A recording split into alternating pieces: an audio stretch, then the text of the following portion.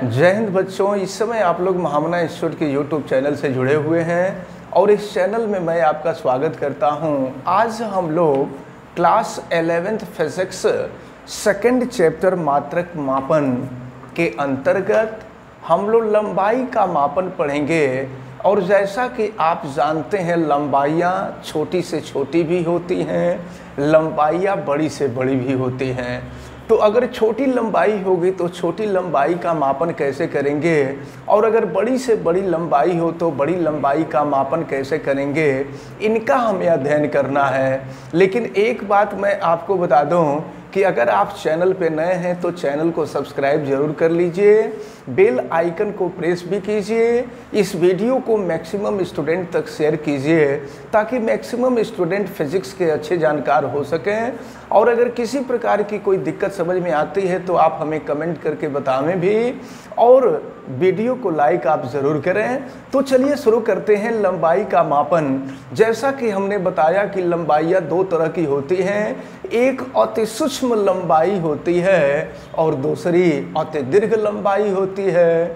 तो अति सूक्ष्म लंबाइयों में जैसे मान लीजिए हमें अणुओं का व्यास ज्ञात करना है, परमाणुओं का आकार ज्ञात करना है, नाभिक का आकार ज्ञात करना है, तो इन सब का मापन करने के लिए हम विशेष तकनीक को अपनाते हैं। और उस विशेष तकनीक में सबसे पहले प्रकाशिक सूक्ष्मदर्शी का प्रयोग किया जाता है।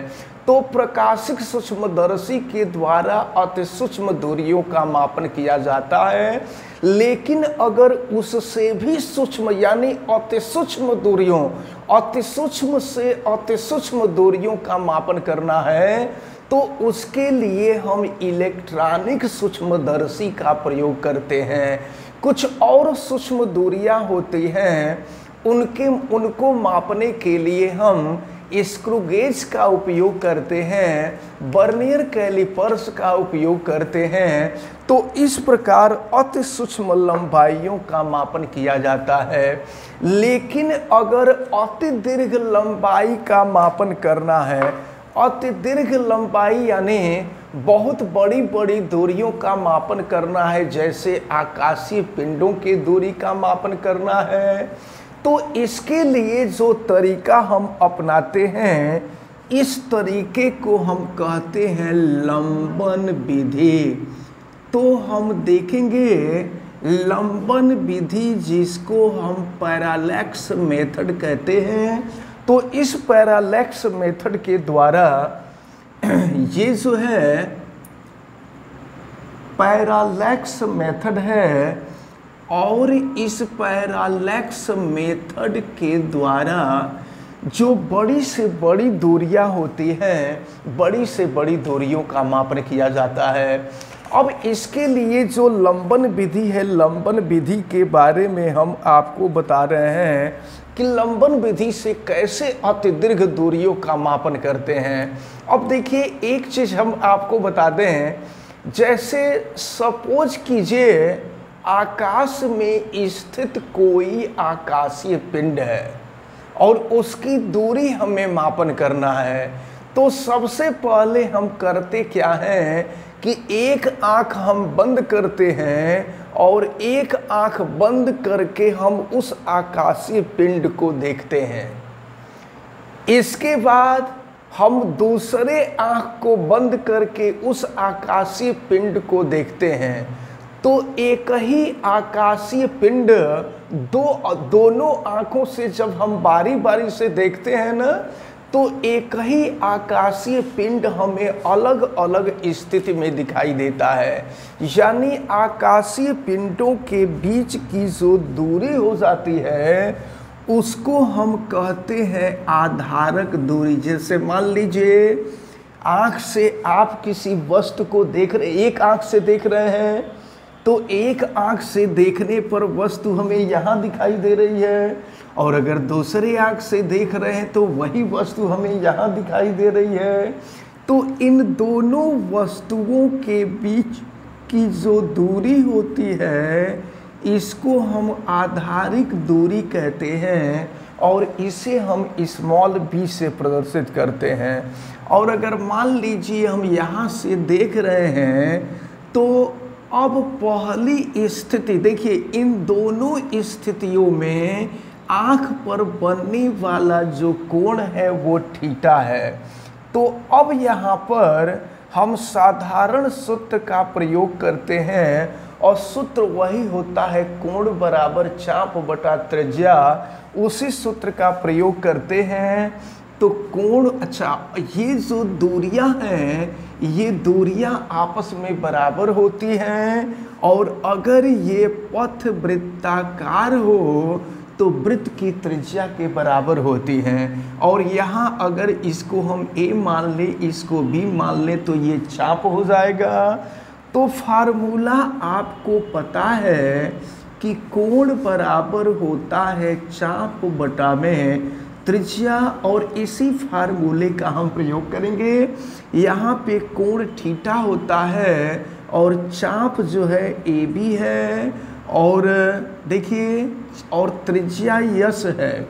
लेकिन हमें यश ज्ञात करना है कि यहाँ से आकाशीय पिंड की दूरी कितनी है, क्योंकि हम अतिदीर्घ दूरियों का मापन कर रहे हैं, और अतिदीर्घ दूरियों का मापन करने के लिए हम लंबन विधि का उपयोग कर रहे हैं।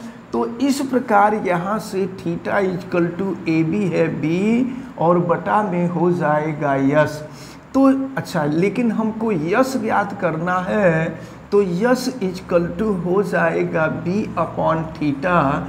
तो ये है लंबन विधि से दो दीर्घ दूरियों या दीर्घ दूरी का मापन करना। आप अच्छी तरह से आप इसको याद रखे रहेंगे। जहाँ B क्या है तो दोनों आँखों से बारी बारी देखने पर उस आकाशीय पिंड के स्थिति के बीच की दूरी है, और थीटा हमारे आँख पर बनने वाला कोण है।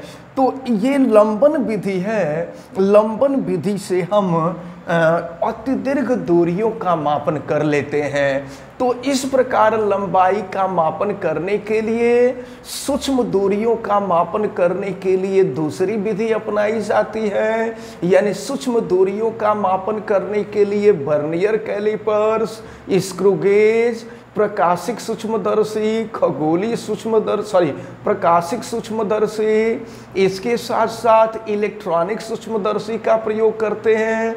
जबकि बहुत अधिक दूरी यानी दीर्घ दूरियों का मापन हम लंबन विधि के द्वारा करते हैं। हमें उम्मीद है कि ये दोनों टर्म आपको अच्छी तरह से समझ में आए होंगे।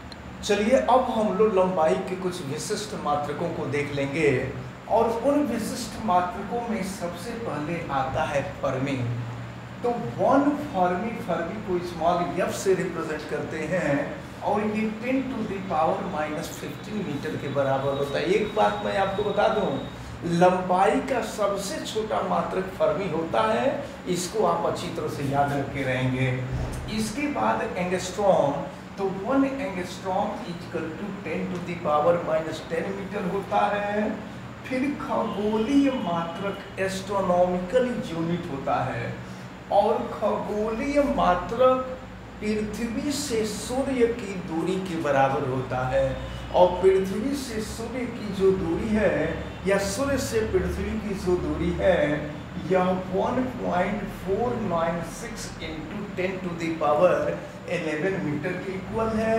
इसके बाद लंबाई का एक और मात्रक है प्रकाश वर्ष। बहुत बच्चे इस भ्रम में पड़ जाते हैं कि प्रकाश वर्ष ये लग रहा है कि समय का मात्रक है, जबकि प्रकाश वर्ष भी दूरी का मात्रक है।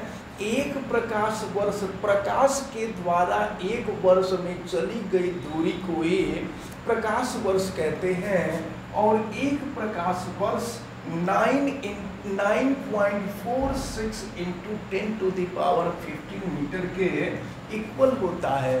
इसके बाद एक मात्रक आता है पारसेक। यह लंबाई का सबसे बड़ा मात्रक होता है, याद रख रहिएगा। लंबाई का सबसे छोटा मात्रक फर्मी होता है और लंबाई का सबसे बड़ा मात्रक पारसेक होता है। ये चीज़ें कंपटीशन वगैरह में पूछी जाती हैं, इसको आप अच्छी तरह से तैयार रखे रहेंगे।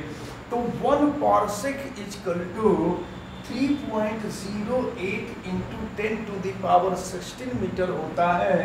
और फिर x मात्रक होता है 1x मात्रक इक्वल टू 10⁻13 मीटर के इक्वल होता है। और लंबाई का मात्रक माइक्रोन भी होता है, तो 1 माइक्रोन इक्वल टू 10⁻6 मीटर के इक्वल होता है। तो ये लंबाई के विशिष्ट मात्रक थे। और हमें उम्मीद है कि आज आपको फिजिक्स में जितनी भी चीज़ें बताई गई वो सारी चीज़ें आपको ज़रूर समझ में आई होंगी। आप वीडियो को लाइक ज़रूर कीजिएगा, और अगर चैनल पे नए हैं तो चैनल को सब्सक्राइब भी कीजिएगा। आप बेल आइकन को प्रेस भी कीजिएगा। और अगर किसी प्रकार की कोई दिक्कत समझ में आती है तो आप हमें कमेंट करके बतावें। आप सभी लोगों का बहुत बहुत धन्यवाद। जय हिंद।